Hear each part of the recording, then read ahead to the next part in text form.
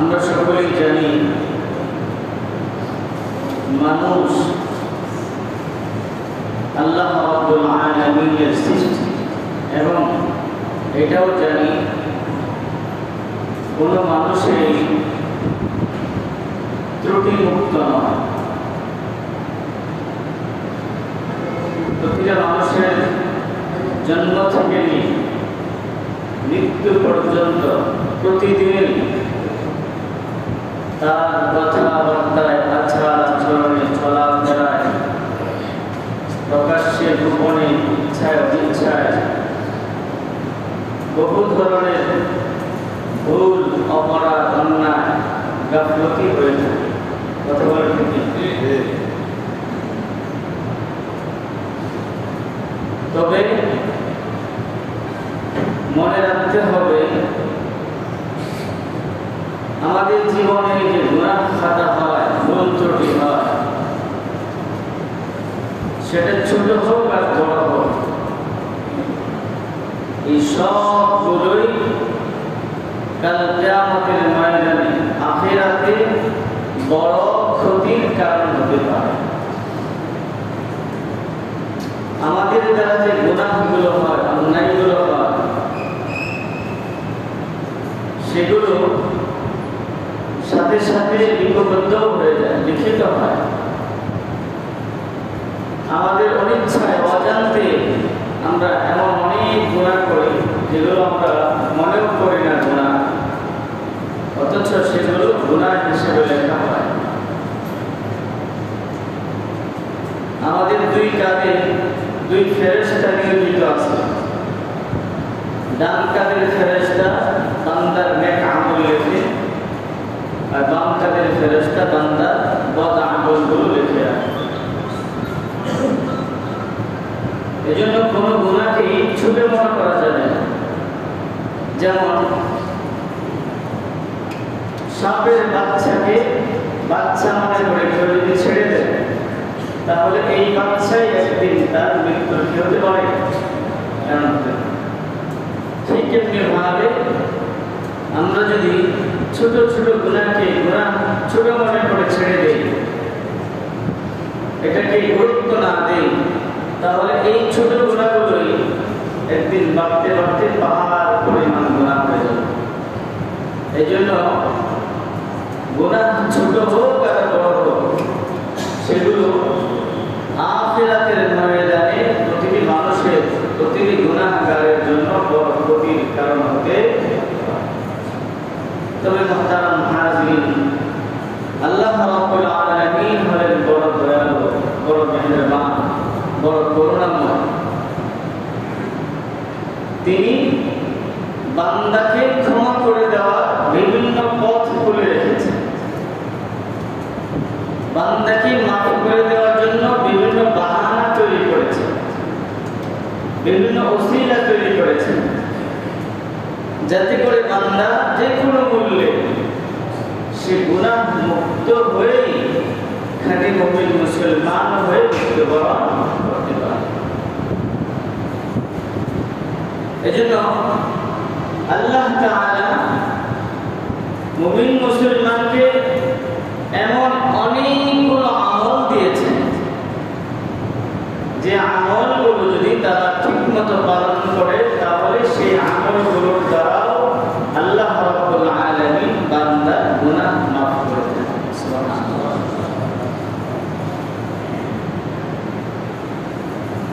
কোরআন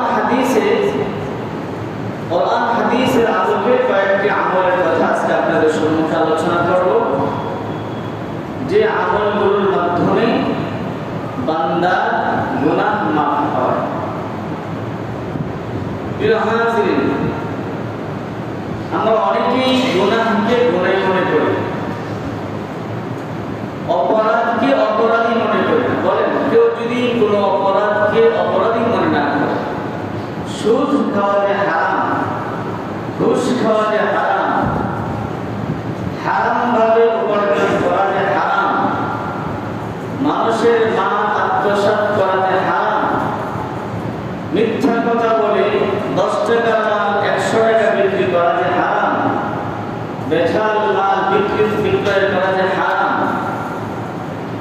এটা যে হারাম কেউ যদি মনে না করে তাহলে তার কপালে মৃত্যু পর্যন্ত কোনোদিন তাওবা নসিব হবে? কথা বলেন, তাওবা নসিব হবে? সে কোনোদিনও এই গুনাহের কারণে ক্ষমা চাইবে কেন? সে তো এটাকে হারামই মনে করে না, সে তো গুনাই মনে করে না। এই জন্য আমাদেরকে আগে গুনাহকে গুনাহ মনে করতে হবে। এটা গুনাহের কাজ, এটা অন্যায় কাজ, এটা অপরাধ। তাহলে হয়তো কোনোদিন কোনো কারণে আল্লাহ রাব্বুল আলামিন আমাদেরকে তাওবার সুযোগ দিতে পারেন, তাওবা করার তৌফিক দিতে পারেন। সেদিন যদি আমরা এই গুনাহগুলোকে গুনাহ মনে করি তাহলে হয়তো আল্লাহ তাআলার কাছে আমরা ক্ষমা চাই। এজন্য প্রথমত কথা হলো গুনাহকে গুনাহ মনে করতে হবে। গুনাহকে অন্যায় যেটা, শয়তানের ওয়াসওয়াসায় পড়ে, মনের ধোঁকায় পড়ে, মনে চাইতেছে, এই কারণে কখনো কোনো গুনাহ হয়ে যেতে পারে, কিন্তু সেটাকে অপরাধ মনে করতে হবে। সেটা কি অপরাধ? সেটা অন্যায়, সেটা খারাপ কাজ। যদি আমরা এটা মনে করি তাহলে হয়তো কখনো এই গুনাহের জন্য আল্লাহ তাআলার কাছে ক্ষমা চাইব।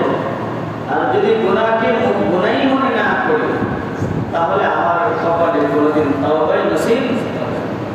এই জন্য প্রিয় হাজিরিন, যারা বেদাতি ছিলেন, বেদাতি মূলক কাজ করে, মানে কোরআনেও নাই হাদিসেও নাই, কোরআনেও নাই হাদিসে নাই, এমন কোন কাজ সে ইবাদত মনে করে, কিন্তু কি নাই, কোথায় নাই, কোরআনেও নাই হাদিসও নাই, কিন্তু সেই যে কাজটা করতেছে তার মন গড়া ইবাদত মনে করে। মন গড়া একটা কাজ করতেছে, সেটা কি মনে করে? ইবাদত মনে করে। সে মনে করছে অনেক ভালো কাজ করতেছে, কিন্তু সেই পদ্ধতিটা বা সেই কাজটা কোরআনেও নাই হাদিসেও নাই। এখন কেউ যদি কোরআন হাদিসে কোনো আমল নাই, কোনো এক আমল নাই, সে যদি তার মন গড়া ইবাদত মনে করে তাহলে সেটা সবের কাজ হবে, গুনাহের কাজ হবে। এখন বলেন, কেউ যদি ইবাদত মনে করে গুনাহের কাজ করে তাহলে সে কোনোদিনও তওবা করবে? সে তো মনেই করতেছে আমি ভালো কাজ করতেছি, ইবাদত করতেছে। এই জন্য যারা বেদাতি কাজ করে, কোরআন সুন্নাহ বিরোধী কাজ, তার মন গড়া ইবাদত মনে করে করাকে বেদাত বলা হয়। বেদাতীদের কপালে কি নসিব হয় না? তাওবা নসিব হয় না। কারণ সে যে কাজটা করতেছে সেটাকে সে কি মনে করে না? গুনাহই মনে করে। তাই প্রিয় হাজিরিন, গুনাহকে গুনাহ মনে করতে হবে। এজন্য অনেক হাদিসের মধ্যে আসছে, এমন এক যুগ আসবে যখন মানুষ যদি তার জরুরি আমলগুলো, পাঁচ ওয়াক্ত ফরজ নামাজ, রমজান মাসের রোজা, যাকাত ফরজ হয়ে থাকলে যাকাত, হজ ফরজ হয়ে থাকলে হজ, এরকম ভাবে জরুরি যে আমলগুলো আছে, ফরজ ওয়াজিব যে আমলগুলো আছে, সুন্নতে মুআক্কাদা আমলগুলো আছে, সেগুলো করে কেউ যদি গুনাহ মুক্ত থাকতে পারে, সেই বড় আল্লাহর লোক। সুবহানাল্লাহ। আরেকজন মানুষ মনে করেন সে তার জবানের কোনো নিয়ন্ত্রণ নাই, চোখের কোনো নিয়ন্ত্রণ নাই, কানের কোনো নিয়ন্ত্রণ নাই, হাতের নিয়ন্ত্রণ নাই, পায়ের নিয়ন্ত্রণ নাই, মনের নিয়ন্ত্রণ নাই, অর্থাৎ সে স্বাধীন। কোন মুমিন কি নয়? স্বাধীন। বলেন, কোন মুমিন কি নয়? স্বাধীন নয়। সে আল্লাহ একজনের কাছে পরাধীন, তিনি কে? আল্লাহ। আল্লাহ। মুমিন কি নয়? স্বাধীন। মুমিন কার পরাধীন? আল্লাহ তাআলার পরাধীন। এখন সে স্বাধীনতার দোহাই দিয়ে, বাক স্বাধীনতার দোহাই দিয়ে মুখে যা ইচ্ছা বলে, চোখের স্বাধীনতাকে মনে করে যা ইচ্ছা তা দেখে, কানের স্বাধীনতা মনে করে যা ইচ্ছা শুনে। এরকম ভাবে প্রিয় হাজির, সে নিজেকে নিয়ন্ত্রণ করে না, মন করা চলাফেরা করে, আবার নামাজও পড়ে। আবার কি করে? নামাজও পড়ে। রোজাও রাখে, হজও করে, যাকাত দেয়, এই যে সে নেক আমলগুলো করতেছে তার বদ আমলগুলোর কারণে তার নেক আমলগুলো নষ্ট হয়ে যায়। যেরকম ভাবে নেক আমলের কারণে বদ আমল মুছে যায়, ঠিক এরকম ভাবে বদ আমলের কারণেও নেক আমল মুছে যায়। এজন্য অনেক আমল করতে হবে, সেটা বিষয় গুরুত্বপূর্ণ নয়। গুরুত্বপূর্ণ হলো গুনাহ মুক্ত হয়ে অল্প আমল করা। মনে করেন একজন মানুষ সে মাসে 10,000 টাকা ইনকাম করে, তার কোনো খরচ নাই, সে এক মালিকের অধীনে কাজ করে, মালিক তাকে খাওয়ার সুযোগ দিছে, থাকার সুযোগ দিছে, আবার হাত খরচ বাবদ আর কিছু টাকা পয়সা দেয়। মাসের শেষে তাকে 10,000 টাকা দেয়। এই 10,000 টাকা 10,000 টাকা কি করে থাকে। ঠিক এরকম ভাবে মনে করে একজন মানুষ সে কোনো গুনাহ করে নাই, তার কোনো গুনাহ নাই, কিন্তু সে শুধু 5 ওয়াক্ত নামাজ যথাসময়ে যথাযথভাবে জামাতের সাথে আদায় করে, রোজা আসলে রোজা পালন করে, যাকাত ফরজ হলে যাকাত আদায় করে, হজ ফরজ হলে হজ আদায় করে, বাস।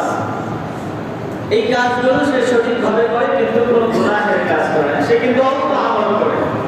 তাহলে তার এই অল্প আমলটুকুই তার জন্য কি হবে? নাজাতের কারণ হয়ে যাবে। আরেকজন মানুষ তাহাজ্জুদ করে, চাষ করে, ইশরাক করে, আওয়ামিন করে, দান সদকা করে, আর অনেক ধরনের নফল নামাজ পড়ে, সালাতুত তাওবা করে, সালাতুল হাজাত করে, আর বিভিন্ন ধরনের নেক আমল করে, কিন্তু আরো যত ধরনের গুনাহ আছে গুনাহও করে। তাহলে একদিকে সে নেক আমল করবে, আরেকদিকে শেষ হয়ে যাবে। যেরকম ভাবে একজন মানুষ 50,000 টাকা ইনকাম করে, 50,000 টাকা ইনকাম করার পরে তার অমুক অসুস্থ, তমুক অসুস্থ, বাসা ভাড়া, অমুকটা তমুকটা, এত খাতে খরচ করার পরে 50,000 টাকা তো শেষ হয় আর ঋণ হয়ে যায়। কারণ ওই যে তার খাত আয় ব্যয়ের খাত বেশি। আর একজন 10,000 টাকা ইনকাম করে তারপর কি নাই, ব্যয় নাই, 10,000 টাকা করে। এই জন্য প্রিয় হাজিরিন, গুনাহকে গুনাহ মনে করতে হবে। যদি আমরা গুনাহ না ছাড়তে পারি, অপরাধ না ছাড়তে পারি, তাহলে আমাদের নেক আমলে কোনো মজা লাগবে না। নেক আমলে কি লাগবে না? মজা লাগবে না, নামাজ পড়তে ভালো লাগবে না। আগে আমরা যদি চাই নামাজি হতে, আমরা যদি আল্লাহ ওয়ালা হতে চাই, তাহলে প্রথমে কাজ হলো গুনাহকে কমিয়ে ফেলতে হবে এবং গুনাহকে গুনাহ মনে করতে হবে। প্রিয় হাজিরিন, আজকে আপনাদের সম্মুখে আলোচনা করব কয়েকটি আমল, যে আমলগুলোর মাধ্যমে বান্দার গুনাহ মাফ হয়। 1 নাম্বার আমল হলো ঈমান ও নেক আমল। ঈমান ও বলেন, ঈমান ও নেক আমল। ঈমান ও নেক আমলের মাধ্যমে আল্লাহ তাআলা বান্দার গুনাহ মাফ করেন। সুবহানাল্লাহ। আল্লাহ তাআলা বলেন, ওয়াল্লাযীনা আমানু ওয়া আমিলুস সালিহাতি লানুকাফিরান্না আনহুম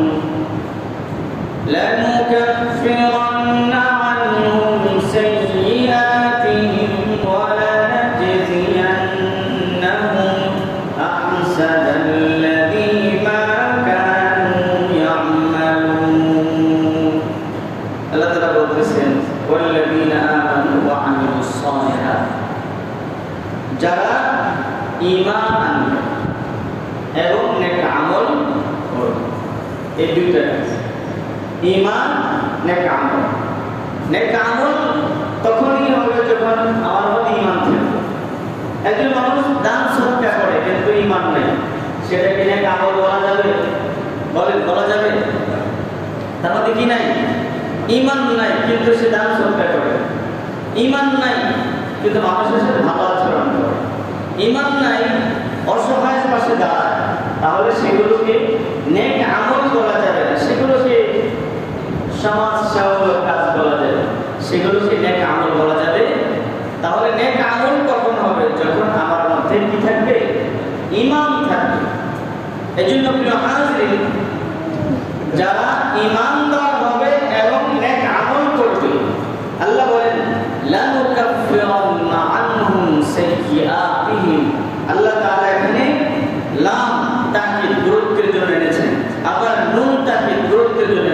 আরবি কায়দা, লামও গুরুত্বের জন্য আসে কোন শব্দের সাথে, নুনও গুরুত্বের জন্য আসে। লানুকাফিরান্না, আল্লাহ বলেন অবশ্যই অবশ্যই আমি তাদের গুনাহ মাফ করে দেব। কয় কাজ করলে? ঈমান তো থাকবে, নেক আমল করে কি করলে? আর কি? ওয়ালা নাজজিয়ান্নাহুম আহসানাল্লাযী মা কানু ইয়ামালুন। এখানে আল্লাহ তাআলা তাকিদ এনেছেন, গুরুত্ব দিয়ে বলেছেন অবশ্যই অবশ্যই আমি তাদেরকে উত্তম প্রতিদান দান করব। সুবহানাল্লাহ। তাহলে প্রিয় হাজির, গুনাহ মাফির এক নাম্বার আমল হলো ঈমান ও আমল, ঈমান ও নেক আমল। এখন বলেন নেক আমলের মধ্যে কিন্তু সব ডুবে গেছে। নামাজ বলেন, রোজা বলেন, হজ বলেন, যাকাত বলেন, দান সদকা বলেন, মানুষের সাথে ভালো আচরণের কথা বলেন, জবানকে সঠিক ভাবে ব্যবহারের কথা বলেন, সঠিক ব্যবহারের কথা বলেন, চোখকে সঠিক ব্যবহারের কথা বলেন, কানকে সঠিক ব্যবহারের কথা বলেন। এরকম ভাবে প্রিয় হাজির যত ভালো কাজ আছে সকল ভালো কাজে নেক আমলের অন্তর্ভুক্ত, আমলে সালেহ। তাহলে বোঝা গেল আমরা যখনই কোনো ভালো কাজ করব তখন আল্লাহ রাব্বুল আলামিন আমাদের গুনাহ কি করবেন? মাফ করবেন, আমাদের গুনাহ মাফ করবেন। এরপর আল্লাহ তাআলা বলেন ওয়াল্লাযীনা আমানু ওয়া আমিলুস সালিহাতি ওয়া আমানু বিমা নুজ্জিলা আলা মুহাম্মাদ ওয়া হুয়াল হাক্কু মির রাব্বিহিম কাফফারা আনহুম সাইয়্যাতিহিম ওয়া আসলাহা বালাহুম। আল্লাহ তাআলা বলতেছেন ওয়াল্লাযীনা আমানু ওয়া আমিলুস সালিহাত, যারা ঈমান আনে এবং আমলে সালেহ নেক আমল করে। আর কি? ওয়া আমানু বিমা নুজ্জিলা আলা মুহাম্মাদ, এবং মুহাম্মদ সাল্লাল্লাহু আলাইহি ওয়াসাল্লামের উপর যা নাযিল করা হয়েছে, ওয়া হুয়াল হাক্কু মির রাব্বিহিম, এই সবগুলোই সত্য, এটা সে বিশ্বাস করে। এই কাজগুলো যে করবে তাদেরকে আল্লাহ রাব্বুল আলামিন দুটো পুরস্কার দিবেন। এক নাম্বার হলো কাফফারা আনহুম সাইয়্যাতিহিম, আল্লাহ তাআলা ওই ব্যক্তিদের গুনাহ মাফ করে দেবেন। আর কি? ওয়া আসলাহা বালাহুম, আল্লাহ তাআলা তাদের অবস্থাকে ভালো করে দেবেন। সুবহানাল্লাহ। তাহলে বোঝা গেল যদি আমরা আমাদের গুনাহ মাফ করাতে চাই আমাদেরকে প্রথমত আল্লাহর প্রতি পূর্ণ বিশ্বাস রাখতে হবে।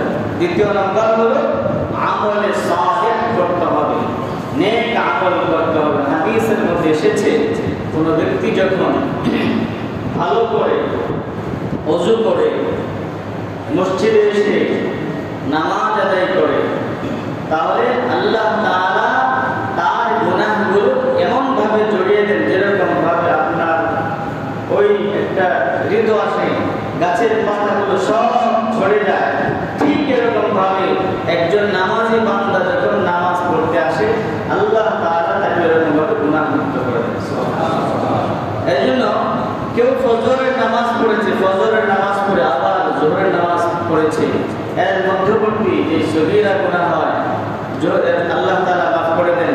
আসরের নামাজ পড়লে জোহর থেকে আসরের মধ্যবর্তী যে গুনাহগুলো হয় আল্লাহ তাআলা মাফ করে দেন। এরকম আসর থেকে মাগরিব পর্যন্ত যে গুনাহগুলো হয় মাগরিবের নামাজ পড়ার কারণে আল্লাহ তাআলা মাফ করে দেন। মাগরিবের থেকে এশার নামাজ যে পড়ে মাগরিব থেকে এশা পর্যন্ত যে গুনাহগুলো হয় আল্লাহ রাব্বুল আলামিন মাফ করে দেন। এরকম ফজরের নামাজ যে পড়ে এশা থেকে নিয়ে ফজর পর্যন্ত যে গুনাহগুলো হয় আল্লাহ তাআলা মাফ করে দেন। এই যে আমাদের কিছুই ভালো লাগে না, কেন জানি আমাদের একটা অস্থিরতা অনুভব করি, কেমন জানি অশান্তি অনুভব করি, এর কারণ আছে। কারণ হলো আমাদের দিলটা, আমাদের যে একটা অন্তর আছে, হকটা আছে, এটা গুনাহ করতে করতে এমন কালো হয়েছে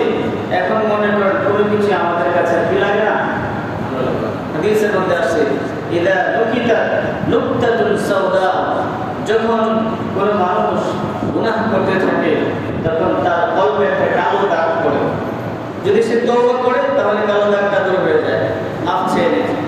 আর যদি সে তওবা না করে, তার এই গুনাহ কোনো কারণে কোনোভাবে মাফ না হয়, আবার গুনাহ করে, আরো কালো দাগ করে, আবার গুনাহ করে, আবার কালো দাগ করে, আবার গুনাহ করে, করতেই থাকে। কালো দাগ করতে করতে করতে এরপরে তার কাছে ভালো মন্দের প্রতি থাকে না, পার্থক্য থাকে না। যখন কোনটা ভালো, কোনটা মন্দ, কোনটা করা যাবে, কোনটা করা যাবে, সেই ব্যাপারে তার মধ্যে পার্থক্য করার শক্তি আর থাকে। তাহলে গুনাহ মাফির এক নাম্বার আমল বললাম আমলে সালেহ, আমলে নেক আমল।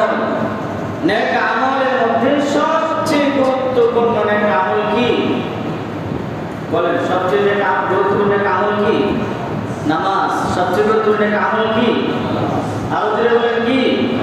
নামাজ। এই নামাজকে আমরা যদি আমাদের জীবনে আঁকড়ে ধরতে পারি, তাহলে আশা করা যায় ইনশাআল্লাহ আমাদের আরো যত নেক আমলগুলো আছে সেগুলো আমাদের জীবনে চালু হয়ে যাবে। যেরকম ভাবে একজন মানুষ সে নামাজ পড়তে এসেছে, নামাজ পড়তে ওযু লাগে কি লাগে না? বলে ওযু লাগে কি লাগে না? তাহলে ওযু করলে সব হয় কি হয় না? ওযু করলেও কি হয়? গুনাহ মাফ হয়। ওযু করলেও যেরকম হাদিসের মধ্যে আসছে যে নামাজ আদায় করলে আল্লাহ তাআলা গুনাহগুলো মাফ করে দেন। তো মুহাদ্দিসিনরা বলেছেন এর দ্বারা সগীরা গুনাহ বোঝানো হয়েছে। আবার আরো ব্যাখ্যা করে বোঝানো হয়েছে কেউ যখন ওযু করে এবং সাথে সাথে সে কবিরা গুনাহগুলোর জন্য ক্ষমার জন্য মনে মনে ইচ্ছা রাখে, আল্লাহ তাআলা সেগুলো মাফ করে দেন। সুবহানাল্লাহ। এজন্য দেখেন সে নামাজ পড়তেছে, নামাজ পড়তে এসে ওযু করতেছে। ওযু করলে সব হয় কি হয় না? তার আরেকটা নেক আমল হইল। এরকম ভাবে কেউ যদি নামাজি হয়, নামাজি বান্দা, সে ইস্তিনজা করার আগে ঢিলাগুলো ব্যবহার করে কি করে না? এগুলো কি সবের কাজ কি কাজ না? নামাজের পরে সে ইচ্ছায় হোক অনিচ্ছায় হোক অল্প হইলেও তো একবার সুবহানাল্লাহ সুবহানাল্লাহ আলহামদুলিল্লাহ আল্লাহু আকবার তো বলবে, তো এগুলো সবের কাজ কি কাজ না? এরকম ভাবে নামাজে আসছে, আসার পরে একজনের সাথে দুইটা ভালো কথা বলেছে, এগুলো সবের কাজ কি কাজ না? সে বসে আছে, ও ভাবতেছে এখন বসে আছে, কোনো কাজ নাই, মসজিদে আসছে তো পড়ে যাই, একটু সময় একটু জিকির আসতে করে যায়, সে বসে একটু তাসবিহ হাতে নিয়ে লা ইলাহা ইল্লাল্লাহ সুবহানাল্লাহ আলহামদুলিল্লাহ আল্লাহু আকবার আর অনেক নেক আমল করে ফেলে। আরেকজন ভাবতেছে যে বসে আছি একটু কোরআন কারীম তেলাওয়াত করি, হাদিসের মধ্যে আছে আফদালুল ইবাদাতি তিলাওয়াতুল কোরআন, সবচেয়ে উত্তম ইবাদত কি? কোরআনুল কারীম তেলাওয়াত করা, কোরআনুল কারীম তেলাওয়াত করা। আর আফদালুজ যিকরি লা ইলাহা ইল্লাল্লাহ, উত্তম জিকির হলো লা ইলাহা ইল্লাল্লাহ, উত্তম ইবাদত হলো কোরআনুল কারীম। এখন সে নামাজ পড়েছে, বসেই তো আছে, একটু তেলাওয়াত করি, একটু জিকির আজকার করি। দেখেন আসছিল শুধু নামাজ আদায় করার জন্য, কিন্তু নামাজের সাথে সাথে আরো কতগুলো নেক আমল রয়েছে। এখন সে মসজিদ থেকে বের হয়েছে, চিন্তা করছে নামাজ তো পড়ি মাশাআল্লাহ, এখন তো আমাকে নিজেকে নিয়ন্ত্রণ করতে হবে। আগের মতোই যদি আমি চলি, আগের মতোই যদি আমি ফালতু কাজ করি, অহেতুক গুনাহের কাজ করি, তাহলে মানুষ কি বলবে? সব আলোচনা করেছিলাম লজ্জার কথা। মানুষের লজ্জা দিবে, মানুষের লজ্জায় হলেও তুই নামাজ করো আবার গুনাহের কাজ করো, ওটা বন্ধ করো, এই সমস্ত কারণে হলো নামাজ রসুল এসে অনেক গুনাহ থেকেও মুক্ত হয়ে যাবে। সুবহানাল্লাহ। এই জন্য আমরা যদি চাই আমাদের গুনাহগুলো মাফ হোক, এক নাম্বার কাজ হলো আমলে সালেহ, নেক আমল করতে হবে। আমাদের জীবনটা হলো গাফলতি, কত উদাসীনতা, আমরা কতভাবে কত অযথা অনর্থক ভাবে আমাদের সময়গুলো নষ্ট করে ফেলতেছি। কিন্তু কোন দিন জানি আমাদের মৃত্যু চলে আসে, এটা কেউ বলতে পারবে? সেদিন হয়তো আমাদের প্রস্তুতি নেওয়ার সুযোগ থাকবে। দ্বিতীয় নাম্বার হলো গুনাহ মাফ হওয়ার তৃতীয় নাম্বার হলো ঈমান ও তাকওয়া। ঈমান তো লাগবেই, সাথে সাথে কি? আল্লাহর ভয়। আল্লাহ ভয়। আল্লাহ তাআলা বলেন ওয়ালাউ আন্না আহলাল কিতাবি আমানু ওয়াত্তাকাউ লাকাফফারনা আনহুম সাইয়্যাতিহিম ওয়া লা'adkhalনাহুম জান্নাতিন নাঈম। যারা ঈমান আনবে এবং আল্লাহ তাআলাকে যথাযথভাবে ভয় করবে, তাকওয়া অবলম্বন করবে। তাকওয়া কিসের নাম? তাকওয়া হলো আল্লাহ তাআলাকে ভয় করে সব ধরনের অপরাধ থেকে মুক্ত থেকে আল্লাহ তাআলার কাছ থেকে যথাযথ পুরস্কারের আশায় আল্লাহ তাআলার যত হুকুম আর আহকাম আছে সকল হুকুম আহকাম যথাযথভাবে পালন করাকে কি বলা হয়? তাকওয়া। আল্লাহকে ভয় করে সব গুনাহ ছেড়ে দেওয়া, আল্লাহর কাছ থেকে যথাযথ পুরস্কারের আশায় আল্লাহর সকল বিধান যথাযথভাবে পালন করার নামই কি? তাকওয়া।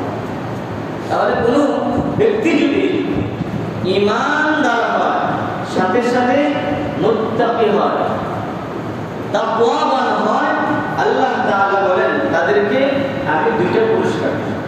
এক নাম্বার হলো লাকাফফারনা আনহুম সাইয়্যাতিহিম, আমি তাদের গুনাহগুলো মাফ করে দেব। সুবহানাল্লাহ।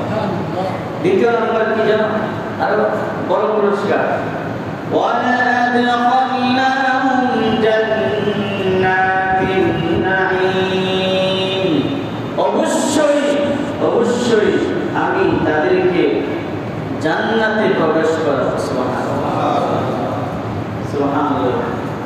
তাহলে দুই কাজ, এক নাম্বার কি? ঈমান, দ্বিতীয় নাম্বার কি? তাকওয়া। ঈমান তো লাগবে, সাথে সাথে কেউ যদি আল্লাহকে ভয় করে, বলেন কেউ যদি আল্লাহকে সত্যিকার অর্থেই ভয় করে, সে কি নামাজ ছাড়তে পারে? সে রোজা ছাড়তে পারে? তার উপর যাকাত ফরজ হয়ে থাকলে লামসাম যাকাত দিয়ে মুক্তি পেতে পারে? তার উপর হজ ফরজ হয়ে থাকলে বাহানা দিয়ে দিয়ে এটাকে দেরি করতে পারে? এই জন্য আল্লাহ তাআলা বলেন যারা আল্লাহকে যথাযথভাবে ভয় করে গুনাহ ছেড়ে দিবে এবং আল্লাহকে ভয় করে নেক আমল করবে, আল্লাহর হুকুম মতো তার জীবনকে পরিচালনা করবে। ওই যে মাঝে মাঝে ছোট ছোট গুনাহ হয়ে যায় না, এগুলো আল্লাহ তাআলাকে ভয় করার কারণে আল্লাহ তাআলা তাদেরকে মাফ করে দিবেন। সুবহানাল্লাহ। এরপর আল্লাহ তাআলা বলেন ইয়া আইয়ুহাল্লাযীনা আমানু ইন তাত্তাকুল্লাহা ইয়াজআল লাকুম ফুরকানা ওয়া ইউকাফির আনকুম সাইয়্যাতিকুম ওয়া ইয়াগফির লাকুম।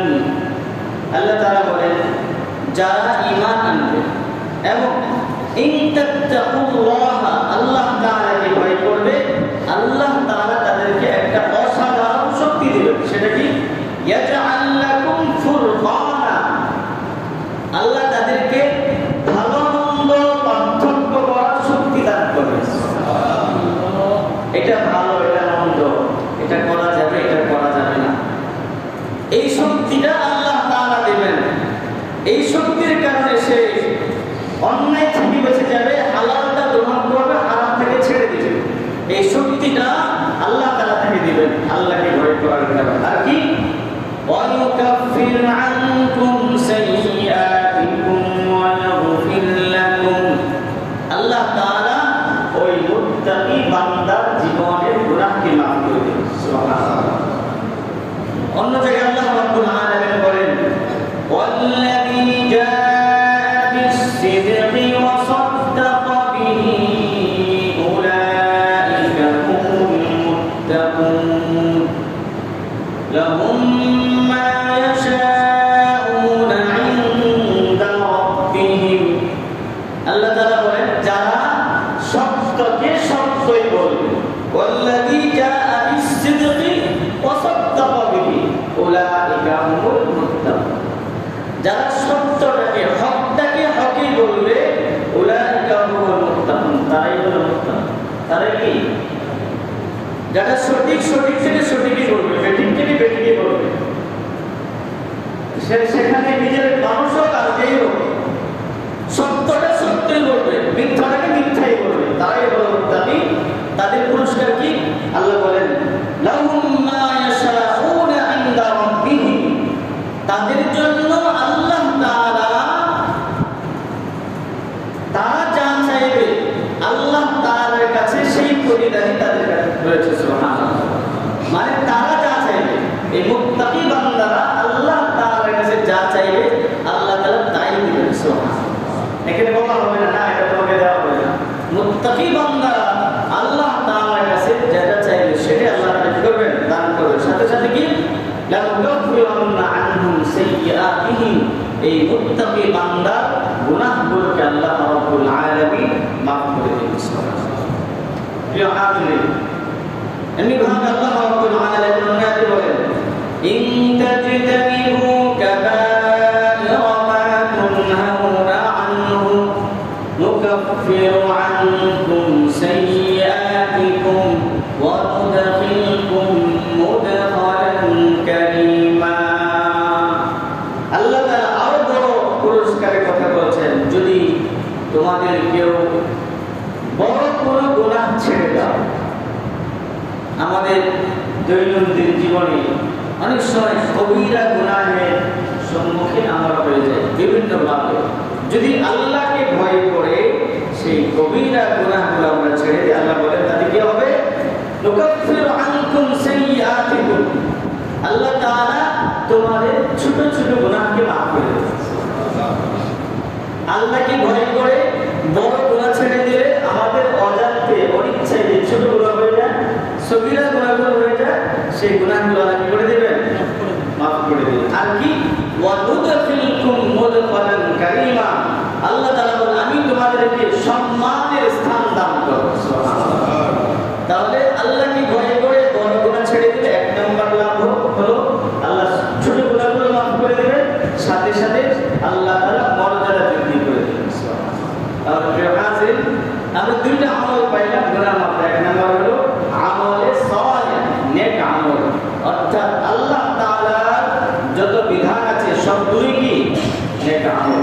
সেই নেক আমল করলে আল্লাহ তাআলা গুনাহ মাফ করে দেন।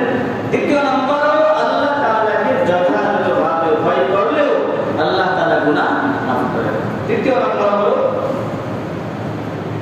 একনিষ্ঠভাবে তওবা করা, তওবা করার মতো তওবা করা।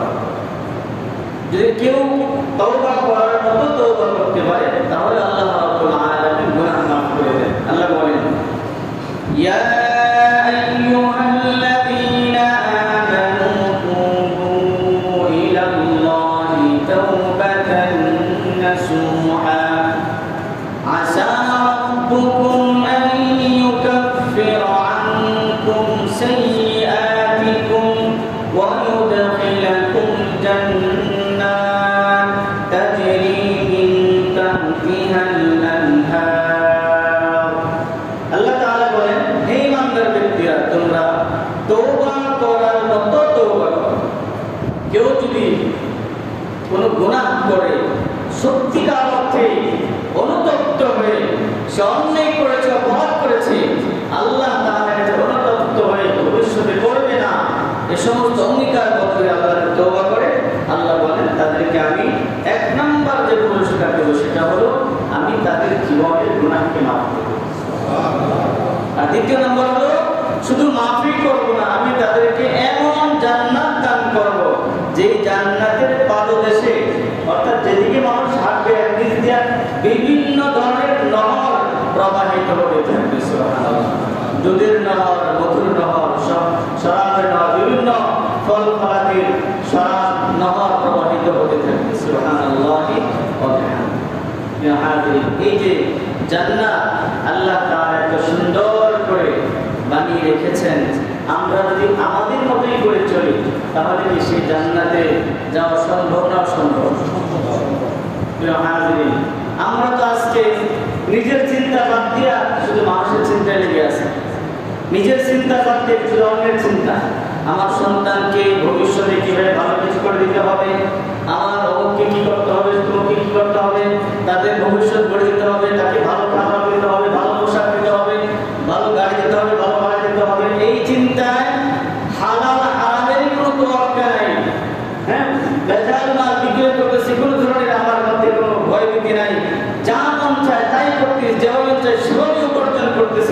অথচ আল্লাহ রাব্বুল আলামিন বলেন যাদের কারণে আজকে তুমি জাহান্নামের দিকে নিজেকে ঠেলে দিচ্ছ, কাল কিয়ামতের ময়দানে তারা তোমাকে পরিচয় দিবে।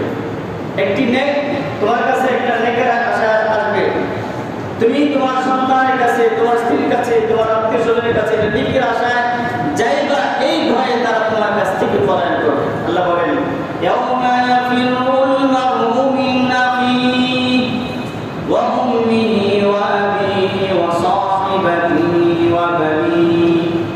সেদিন ভাই ভাই থেকে পালন করবে, ভাই বোন থেকে পালন করবে, মা বাবা তার সন্তান থেকে পালন করবে, সন্তান মা বাবা থেকে পালন করবে, স্ত্রী স্বামীর কাছ থেকে পলায়ন করবে, এরকম ভাবে স্বামী তার স্ত্রীর কাছ থেকে পলায়ন করবে।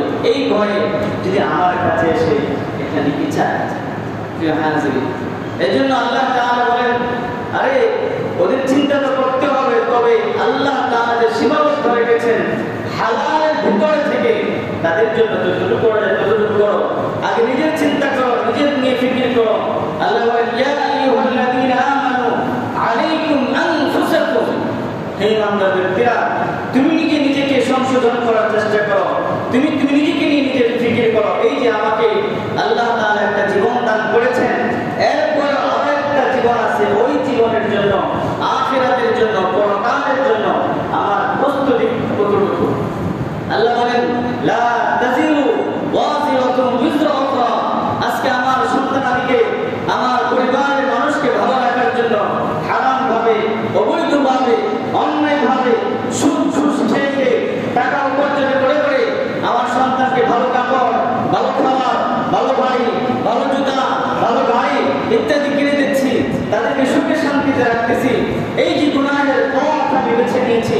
আল্লাহ বলেন শুনো লা তাজিরু ওয়াজিরাতুন বিজরা উখরা, যাদের জন্য তুমি এত কিছু করেছো, কাল কিয়ামতের ময়দানে তারা কেউ তোমার চুল পরিমাণ বোঝা বহন করবে না।